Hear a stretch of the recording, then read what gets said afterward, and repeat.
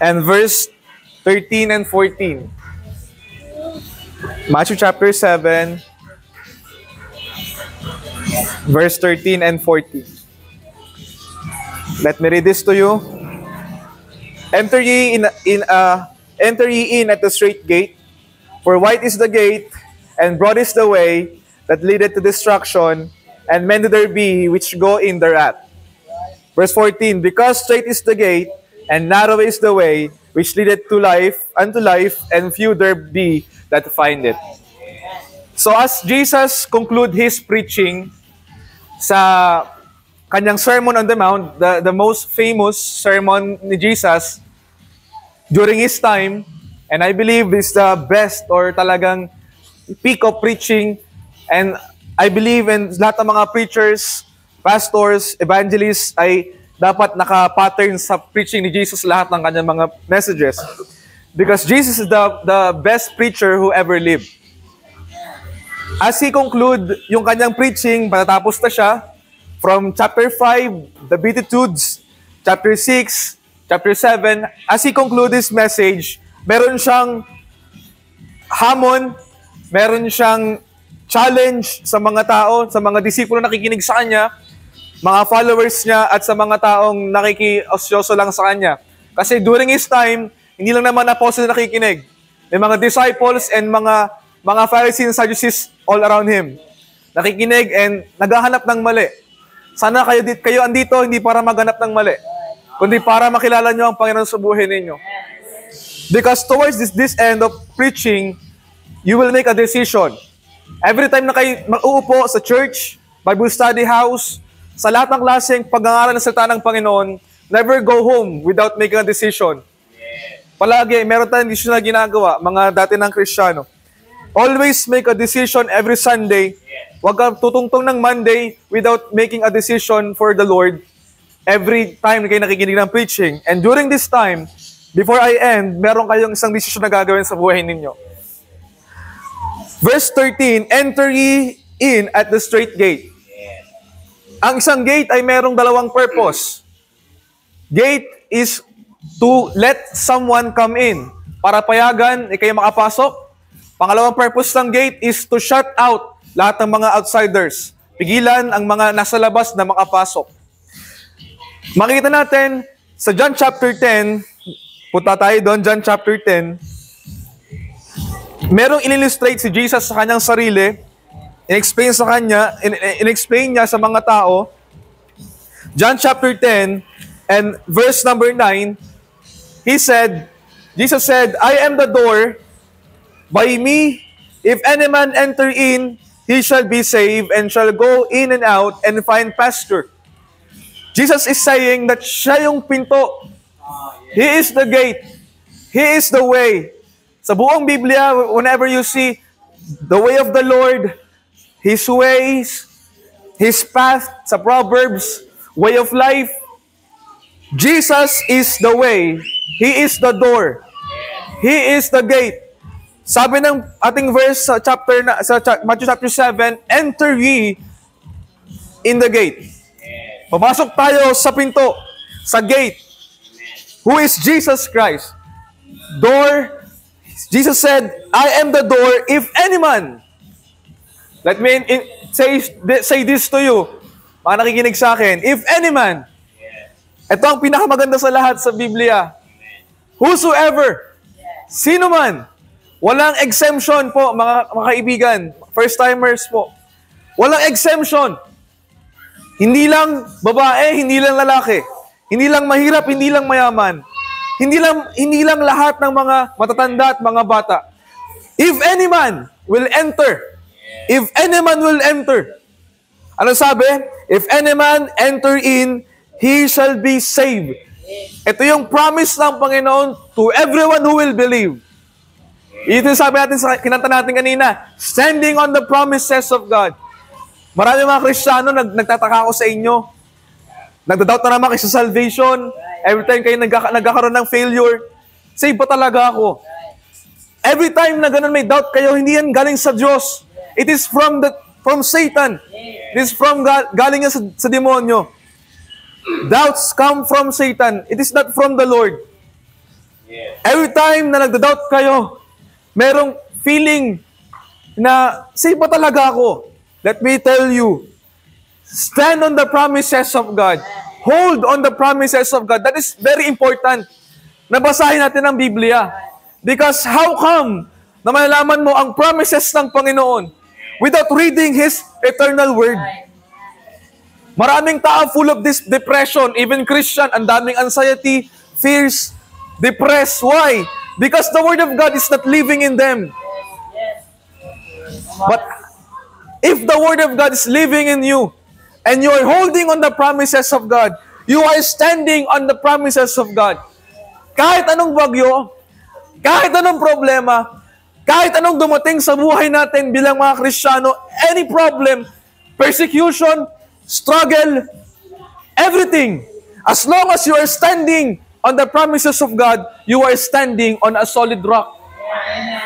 You are standing on a sure foundation. You are standing on a solid fortress. Kaya sabi ni David, He is my rock, He is my fortress, He is my buckler. Bakit? Ang daming times kay David na pwede na siyang sumuko na lang sa dami ng kanyang enemies all around him. Sabi niya nga, more than hairs pa ng buhok niya ang kanyang kaaway. Ikaw ba? Mabibilang mo pa nga yung kaaway mo. Mabibilang mo pa nga yung problema mo eh. Si David, numbers of his hair ang kanyang kaaway at kalaban. Ang buhay ni David, lalabas siya ng temple niya, ng kanyang trono, ng kingdom. May nakaabang sa kanyang mga pana.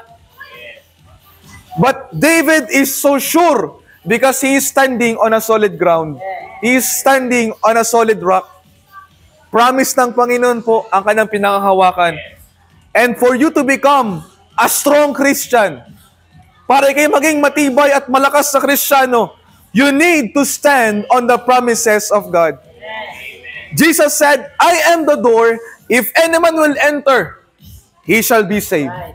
Amen. Yan ang promise ng Panginoon sa sino mang sasampalataya sa Kanya po. You will be saved. Whosoever shall call upon the name of the Lord shall be saved. Kung ikaw lang po, ate, tatawag sa Panginoon, hihingi sa Kanya ng tulong, admit mo sa iyong sarili, I am a sinner, hindi ko kayang iligtas ang sarili ko, I cannot do something for my salvation. Come to the Lord and beg for His mercy, and God will save you. Ililigtas ka po ng Panginoon. Yan ang promise ng Kanyang salita. Yun lang po ang aking pinanghahawakan. Yun lang pinanghahawakan ng mga matagal na Kristiyano na standing, holding on the promises of God. Ganon ka-importante po ang salita niya. Jesus said, enter to the straight gate. Balik po tayo sa ating talata. Matthew chapter 7. Enter. Sa Luke chapter 13, hindi natin titingnan doon, ang sabi doon, ang pag-asulat ni Luke is to strive to enter. Strive. Sa verse natin, Matthew chapter 7 and verse number 13, enter ye in at the straight gate. Yung straight po dyan, hindi po yan yung tuwid. Yung word na straight po dyan is a narrow. Masikip. Difficult. Hindi easy. Straight. Walang letter G. Walang ganon. Yan ay Old English word na ang ibig sabihin, narrow po. Yung straight po dyan, masikip, mahirap na daan. Straight. Bakit? For wide is the gate and broad is the way that leadeth to destruction. Pag-usapan natin po muna yung wide gate and broad way. Bukod sa gate ng Panginoon, bukod sa daan ng Panginoon, meron pangalawang daan. Broadway. Malawak. Easy. Maluwag na daan. Broadway. Any door, any gate, who is not Jesus Christ, except Jesus Christ, outside of Jesus Christ, all kinds of denomination, all kinds of religion is so easy. Lahat. But when you truly believe on Jesus Christ, Jim, When you believe, JM, on Jesus Christ, all the world will hate you. All your family will hate you. All your friends will hate you. Yes. As how Jesus Christ is persecuted during His time. Nung panahon ni Jesus, siya ay inaway, siya ay binato, siya ay sinubukang patayin. Because of His doctrine, because of His life, because of His holiness. Mapansin nyo, yung mga Kristiyano na nabubuhay sa easy na type of Christianity, ang daming ganon ngayon. Ang daming easy Christianity. Mga kaibigan, hindi po pare-pares ang Kristyanismo. Marami nagsasabi sa akin, pare-pares lang naman yan. At as long as si Jesus ang iyong sinasamba. As long as iisa lang ang Diyos natin, pare-pares lang tayo, no. Merong pagkakaiba. Merong iisa. Merong different. Merong higher ground. Merong iisang siguradong Yeso Kristo. Hindi pare-parehas po. Iglesia, hindi ganun yon. Katoliko, hindi po Kristyanismo yon. Muslim, lalo na. Broad is the way, wide is the gate that leadeth to destruction. Let me tell you this one truth. There are one way to heaven. There's only one way to heaven. But there's a million way to go to hell. There's only one way to heaven, sir, ma'am. And there's a million way to go to hell. Kung gusto pumunta sa impyerno, merong 1,000,000 mahigit na daan patungo sa impyerno. But let me tell you, there's only one way to go to heaven. It is only through Jesus Christ. Except Him, except through Him. If any man will not enter, walang ibang kaligtasan po bukod sa Panginoon. No man cometh to the Father except through Him. Except through, by the way of Jesus Christ. Wala pong iba.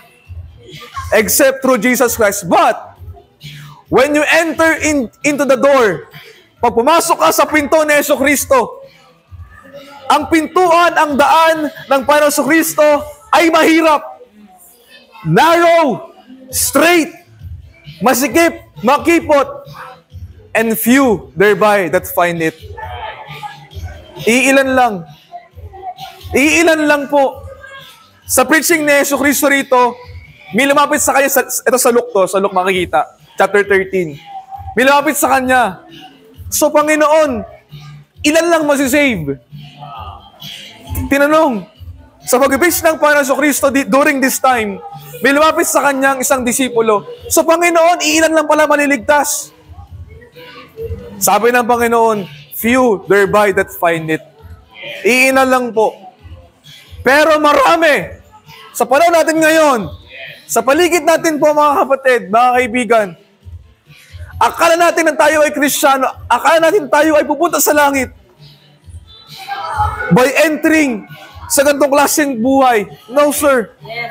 Akala natin ganun kasimplang buhay Kristiyano. No. Straight and narrow is the way. Pero kung gusto mo mawasak ang buhay mo, pero kung gusto masira ang buhay mo, wide is the gate and broad is the way. Mapansin nyo, mga young people, napakadaling sirain ang katawan natin. Pagdating sa kalokohan, ang dali-dali gawin. Lahat ng opportunity, pwede mong makuha in no time. Pero pagdating sa Panginoon, pahirapan. That is our day. Ito na ang panahon natin ngayon. Ito na ang panahon natin ngayon, mga kabataan. Pagdating sa kalokohan, papayagan ng magulang. Pagdating sa gala, papayagan hanggang sa ating gabi. Pero pagdating sa Bible study, isang oras lang ha. Bawal gabihin. Bakit ganun? Because ang prince of the power of this world is controlled by Satan. Satan will control every government. Lahat ng klaseng prinsipo ng mundo is controlled by Satan. At ayaw kanyang pumasok sa pintuan ng Panginoon. He will do everything para ikaw hindi makinig. He will do everything. Satan will do everything na hindi ka makapunta rito. Satan will do everything to kill your soul. Because the thief cometh not, but for to steal you, to kill you, and to destroy you. Wala pong ibang plano ng demonyo sa atin, kundi sirain tayo. Because sabi ko last Bible study natin, last time, the goal of Satan is to destroy the image of God in us. Because we are created in the image of God, remember? We are created in the image of God. Kaya nagdilipa na ngayon ang trans, lesbianism, gay. Bakit? Because Satan wants to destroy the creation of God. But Jesus come to restore. Jesus is come to replenish ulit yung nasira ng kasalanan. To restore the Garden of Eden once again. Yung heaven and earth mag-meet ulit through Jesus Christ. Because as long as po, ayaw nyo sa Panginoon, pagtatanggihan nyo si Yesu Cristo, Satan will destroy your life. He will kill you. He will destroy you. Pero pag sumunod ka sa Panginoon, pag pumasok ka sa pintuan ng Panginoon, Satan will also watch for your soul.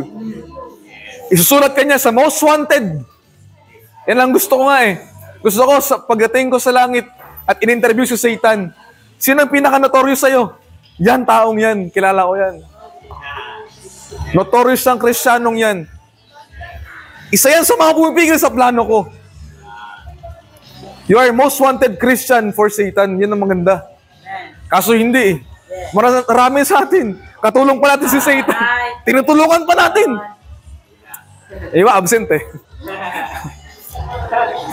Tinutulungan pang wasakin ang mga kaluluwa ng Kristiyano. No. Pag sumunod ka ng seryoso sa Panginoon, Satan will hate you to death. Kakamuhian ka niya. Kaya mapansin nyo yung mga assets sa kingdom of God, mga ginagamit at gagamitin ng Diyos sa kanyang plano, yun ang pinaka-tinitira ng demonyo sa lahat. Yun ang pinaka-wawasakin at susubukang patahimikin. Because Satan want na mawawala kayo sa Panginoon. Inaalis kayo niya sa plano ng Diyos. Strive to enter to the narrow gate. Pero kokonti lang po ang lumalakad sa narrow gate. Kokonti lang po ang sumusubok na dumaan sa daan ng Panginoon. Yan ang challenge po sa bawat Kristiyano ngayon. Is to walk to the narrow way. Ang narrow way, una, is a lonely way. Darating sa time, ikaw na lang mag-isang lumalakad. Darating sa time, people will throw stone at you. People will persecute you. Pero may promise ang Panginoon sa lahat ng lalakad sa narrow way. Not one of your hair will perish. Hindi, ni isang hibla ng buhok mo ang masisira. At ang kumbaga sa picture nila Daniel, dumaan sila sa fiery furnace. Pero walang ni isang buhok ang nasunog sa kanila. If you want to follow the Lord, mahirap. Mahirap, yes. Mahirap through your own strength. If you will do the will of God by your own strength, ang hirap. Kaya nga sabi niya, come unto me. Come unto me, and I will give you rest. Take my yoke upon you, and learn of me. Tutulungan tayo ng Panginoon habang tayo lumalakad sa narrow way. Merong comforter na ipapadala sa atin. Merong Holy Spirit that will give us strength and power to keep on. Kaya masasabi mo sa sarili mo ngayon, I can do all things through Christ. Kaya masasabi mo sa sarili mo, I can do everything because of Christ living in me. Right. This is trouble. Ang dami nating mga kapatiran, inaatake at pinipigilan. Tayo na malalaya, gawin na natin ang kalooban ng Diyos. Tayo na nakakahayo, tayo nakakapangaral. Let us do everything to advance the kingdom of God. Ang nakakalungkot, ilang voice na lang sumasama para maumayo. Ilang voice na lang ang pwedeng gamitin para humayo at ipangaral ng salita ng Panginoon. Because of social media, pinipigilan ng marami. na pwede may magawa sa iyo ang Panginoon, kaso nga lang pinipigilan ng social media na ginagamit ng demonyo sa atin. Hindi ka nakapagbasa ng Bible. Yun ang gusto ng diablo sa inyo in the morning pa lang. Talo ka na. In the morning, pag di ka nakapag-pray, Satan already overcome you. Satan will overcome you in the morning na wala kang prayer life. Without the Bible. If you're not reading the Bible, pag walang Biblia sa buhay mo, Satan will overcome your life. You need this. Kailangan ho natin to. Enter, mahirap. Kaya maraming ayaw. Ito po, ibang klaseng Kristyanismo tong pinasok ninyo at inupuan ninyo dyan. Hindi po kayo makakarig ng kapares ng ibang mga preaching sa labas. Na mahal ka ng Diyos, gawin mo lahat ang gusto mo. Kahit sino ka pa, pwede mong ipagpatuloy ang kasalanan. Hindi ko po ituturo dito yon. Because God will judge me. Huhusgahan po ka ng Panginoon. Ganito na lang po yan eh. Pag mali ako, yari ako sa Diyos. Because I'm a false prophet or false teacher. Pero pag totoo ang sinasabi ko, at di nyo sinusunod, di nyo ginawa, ang pinangaral ng Panginoong Diyos through me, yari ka sa Panginoon.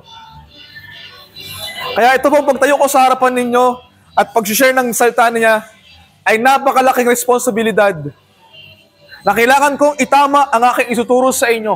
Because kung malalaman nyo yung sunod na verse, tingnan nyo yung sunod na verse. Tingnan nyo po ang sunod na verse. Verse number 15. Bakit ganun ang sinunod ni Panginoon Kristo? Beware of false prophet. Beware of false prophet, which come to you in sheep's clothing, but inwardly they are ravening wolves. Bakit yan ang sunod na sinabi ng Panginoon? After nang sinabi, enter into the straight gate. Beware of false prophet. Because sa panahon natin po ngayon, magkakalat, magsusulputan, ang different kinds of teachers of the Bible who will preach. Easy lang ang buhay Kristiyano. Kailangan mo lang magtaas ng kamay at tanggapin siya sa puso mo, and then that's it. No. Pag tinanggap mo ang Panginoon sa buhay mo, you will make a decision to give everything all for the Lord. To present yourself as a living sacrifice to Him. At marami nagtuturo, false prophet. Marami nagsasabi, tatayo sa harapan ng mga churches who will said, Christianity is so simple. Just come to the church and that's it. No. Narrow is the way. Straight is the way. Makipot po ang buhay Kristiyano. Hindi pa pwede mabubuhay tayo sa kasalanan hanggang sa ngayon. And I thank the Lord for His grace is all sufficient to my life. For restoring my soul once again. Pero huwag tayo magpatuloy sa kasalanan pa. Hindi yan ang tinuturo ng Biblia. When you make a decision to follow the Lord, give everything. All for Jesus Christ. All to Jesus, I will surrender all. All for Him. Lahat. Kaya maraming Kristiyano hindi nagagamit ng lubusan dahil meron pa rin hino-hold back.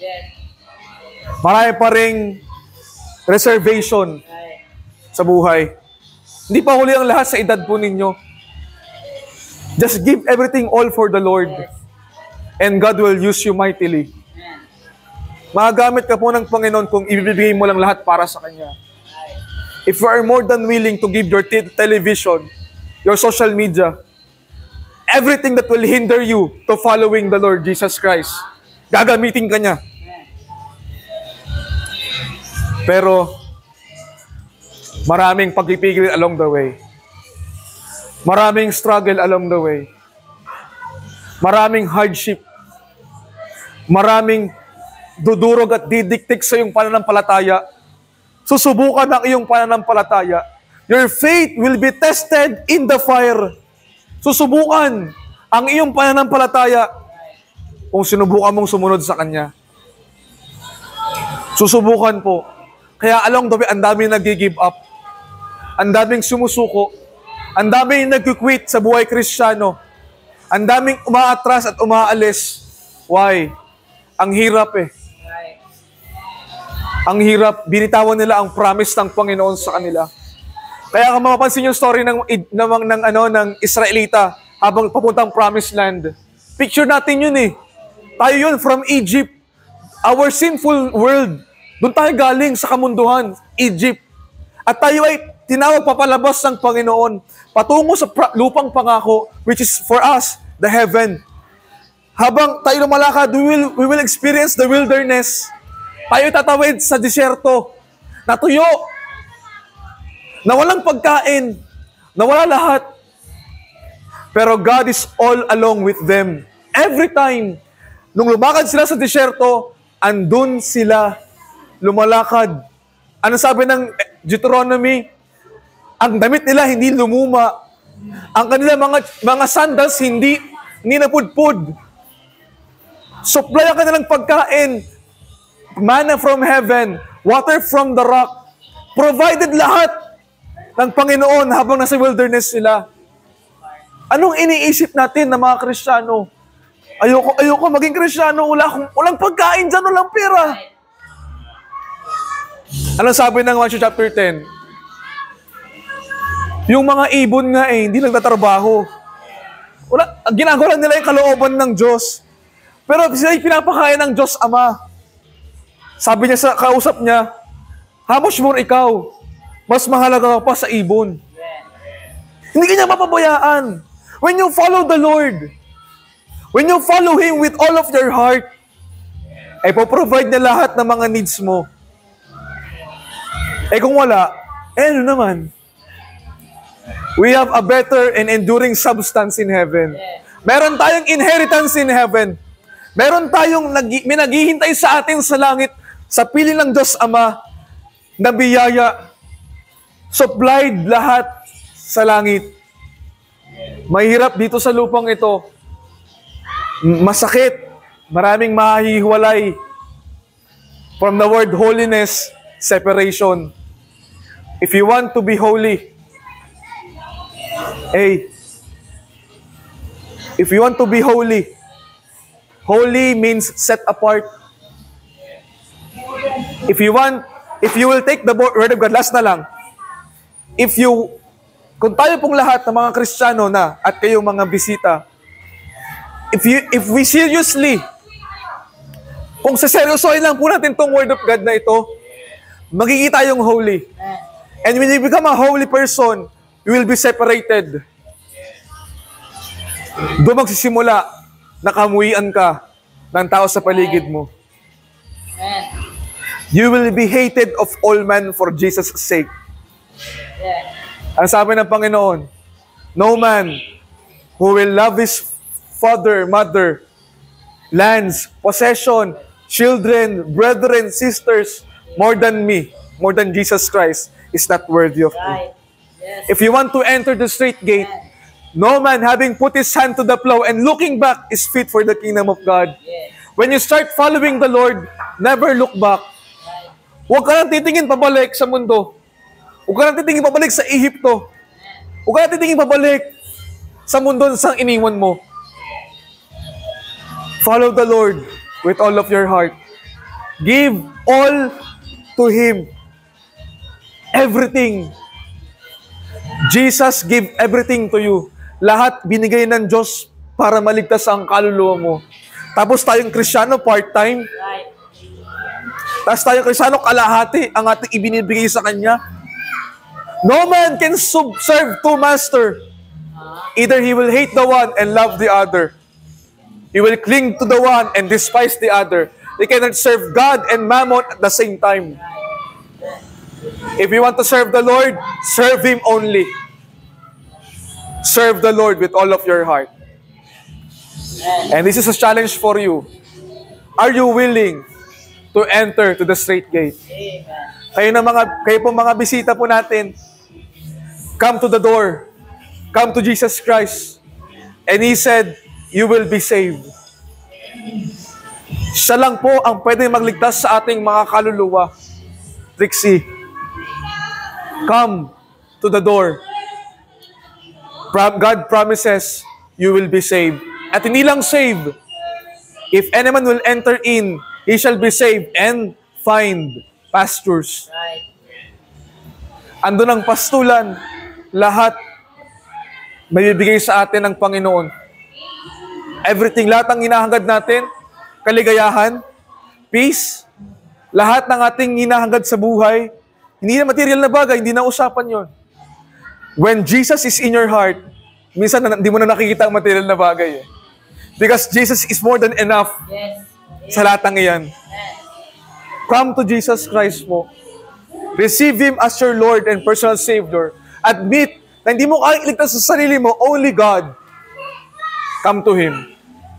And to those of you Christians who make a decision to enter to the narrow way. Strive to enter to the narrow way. The full dependence upon God. Buong pagdidepende sa Diyos. Buo. All. If there's one thing in your heart, baka may isa ka pang hold back sa Panginoon, i-let go mo na yan. Bitawan mo na yung pinangahawakan mo pa rin po. Yan po ang nahadlang ho sa atin para tayo magamit ang lubusan ng Diyos. Ino-hold back tayo ng bagay na yan. Let go na natin yan po. Okay? May God give us grace and enablement para mabigayan lahat sa Panginoon. Okay? Let's pray. Salamat po, Lord, for your truth and for your word na ayun pong usapan ngayon.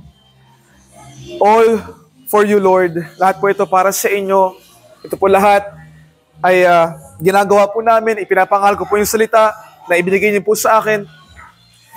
Mahirap, Panginoon Diyos, mabigat, at talagang decision po ang gagawin po namin para kami pumasok sa narrow way. May mga decision kaming gagawin, meron kaming mga bibitawan, meron kaming mga isa-sacrifice, meron kaming mga aalisin sa buhay namin, Panginoon Diyos, para kami magamit ng lubusan po ninyo. And to those of the visitors ngayon dito, Panginoon Diyos, I pray na tulungan niyo po sila to make a decision na kikilalanan sa buhay nila bilang kanilang tagapagligtas. Because outside of you, Lord, walang ibang kaligtasan, only through your Son, Jesus Christ. Tanggapin sana po nila, Panginoon Diyos, sa kanilang buhay, Lord. Biyayaan niyo po sila, Panginoon Diyos. Kawaan niyo po ang kanilang kaluluwa. Bigyan sila ng kakayahan, Lord God, to receive you and to come back to your love, Panginoong Diyos. And to those of us, Panginoon Diyos, sa mga Kristiyano, help us, Lord God, to enter, to strive to the narrow way, to enter to the narrow way, to make a serious decision, to take the Word of God seriously habang ngayong panahon na ito, na lalo na lumalala ang panahon namin, kabi-kabilaan na ang senyales ng pagbabalik po ninyo, mas lalo po kami umigting pa sa pagbabasa ng Biblia, mas lalo po kaming humawak sa iyong promises, mas lalo po kaming, Panginoon Diyos, lumapit sa inyo by prayer. Oh Lord, help us, Lord. Tama na yung social media, tama na yung pag-spend namin ng time, sinasay namin ang mga buhay po namin sa mga pakananan ng Diablo sa buhay namin. Lord, help us to be holy, Lord. Guide us, Lord God, please. I pray for those Christian ngayon dito, Lord God. Tulungan niyo po kami, Panginoon Diyos, na seryosohin na po namin ang iyong salita. Magdumobile pa kami ng pagbabasa. Dumobile pa kami sa paghahayo po namin at pangakalan ng salita, Panginoon. Mas lalo pa kami maging matapang pa, Panginoon, sa pangangaral ng salita, O Diyos. Tulungan niyo po ang bawat isa sa amin, Panginoon Diyos, na nagkakaroon ng mga problema, struggling. Ang daming pinapersigot ngayon ng mga Kristiyano, di namin alam. Marami nakakulong, marami nakakadena, maraming pinapahirapan sa mga tagong lugar na mga Kristiyano. Kami ang isi ng buhay namin at wala kaming ginagawa para sa inyo, O Diyos. Tulungan niyo po kami, Panginoon, na mas lalo pa na kami malaya ngayon sa kalayaan na binibigay niyo po sa Pilipinas. Tulungan niyo po kami, Panginoon Diyos, na mas lalo pang i-evangelize ang bawat lugar po namin, Panginoon. Itong Laik Outreach na ito, ng Pasinaya Prime North, ang Malainin, Lord God, help us, Lord, to evangelize more habang may oras at pagkakataon pa. Lord, help us and give us your grace, Lord. Salamat po sa inyo. Ito ang isang hamon na mahirap pagdesisyonan. Pero Lord God, I hope merong isa ritong hinamon po ninyo na mas lalo pang mag-umigting sa inyong paglilingkod, Panginoon Diyos. Paglilingkod namin sa inyo. Maraming hindi papansinin, maraming makikinig, maraming andyan lang. Pero Lord God, give us grace and mercy, Lord God, na gumawa ng isang desisyon ngayon sa iyong salita na napakinggan po namin. Salamat po. Magsimula po ito sa akin. Magsimula po ito sa mga leaders. Magsimula po ito sa mga matatagal ng Kristiyano. Lord, I pray in Jesus' name. Amen. Salamat po guys sa inyong lahat. Mag-discuss na tayo.